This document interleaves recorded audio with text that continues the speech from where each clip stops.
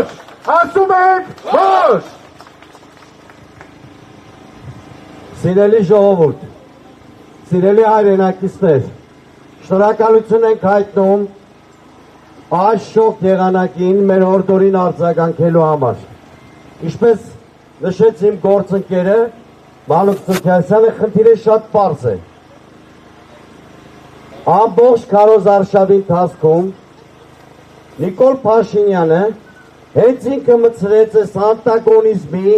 անհանդուրժողականության, փողոցային բառամթերքի մշակույթը եւ անդադ իրադարձությունները տարավ էսկալացիայի մակարդակով, դեպի էսկալացիա։ Ընտրությունների գիշերը արդեն բոլորիս համար ակնհայտ էր, որ գործ ունենք իշխանության ուզուրպացիայի փորձի հետ, որովհետև եթե երկրի փաստացի ղեկավարը ժամը 2-ին եւ դեռ մեծ տեղամասերից որևէ մեկում քվեարկության արդյունքները ամփոփված չեն, հայտարարում է, որ ինքը հաղթել է, ինքը կարող է միայնակ կառավարություն ձևավորել, սա այլ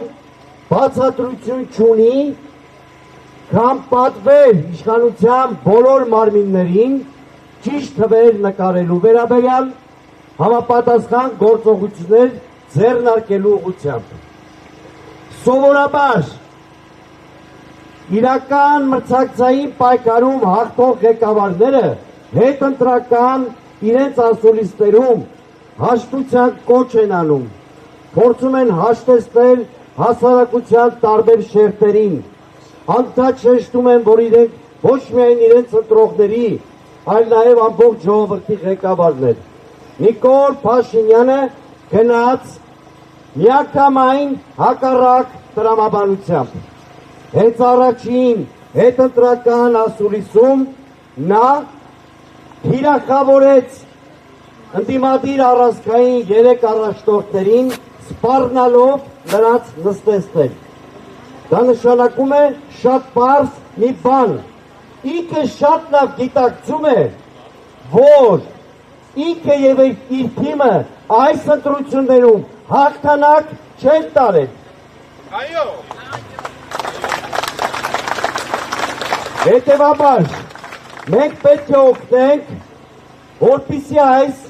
իբրև թե հաղթած, բայց պարտված ու լուզեր իշխանությունը օր առաջ հեռանա։ Հիմա, սիրելի հայրենակիցներ, երեք ինձ համար, որպես փորձառու քաղաքական գործիչ, պարզ էր, որ մենք ականատեսն ենք լինելու հերթական դաղալությանը։ Երբ որ առավոտյան Նիկոլ Փաշինյանը բրիֆինգում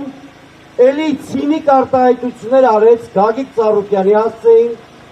հետո հանդգնություն ունեցավ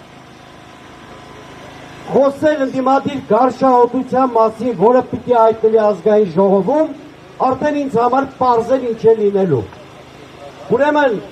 երկրի ղեկավարը այնքան անտակտություն ունենա, որ 550,000 մարդու, իսկ այդպիսին է ըստ պաշտոնական տվյալների ընդդիմության առանցքային ուժերի ձայները, այս կերպ վիրավորի, դա չտեսնված եւ չլսված բան է ամբողջ ժողովրդավար աշխարհի համար։ Եվ այ երեկոյան մի աշխարհարությամբ կհեն չեղարկում է կամ անվավել է ճանաչում հենց այն 2 տեղամասերի արդյունքները, որտեղ ԲՀԿ-ն պատկառելի ձայներ է ստացել։ Եթե կհեն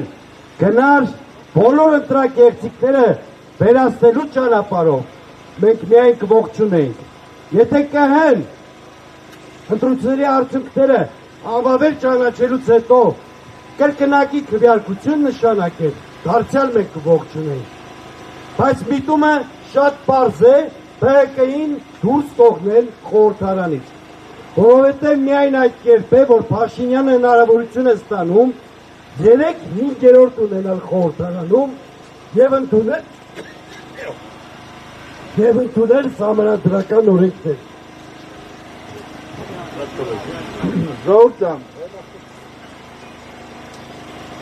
Սիրելի հայրենակիցներ, հիմա ձեր ուշադրությամբ եք ուզում ներկայացնել մի հատ ձայնագրություն, էլի։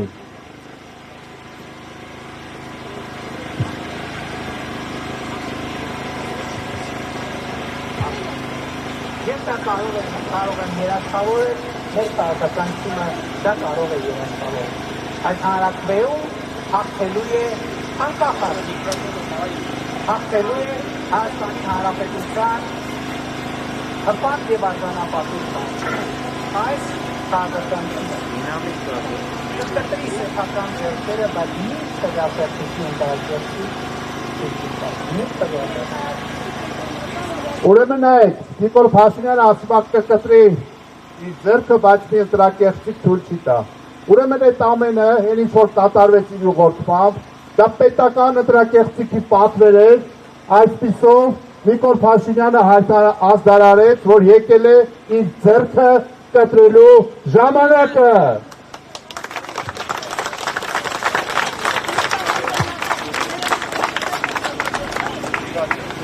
Սիրելի ժողովուրդ, հիմա դիմում եմ մեր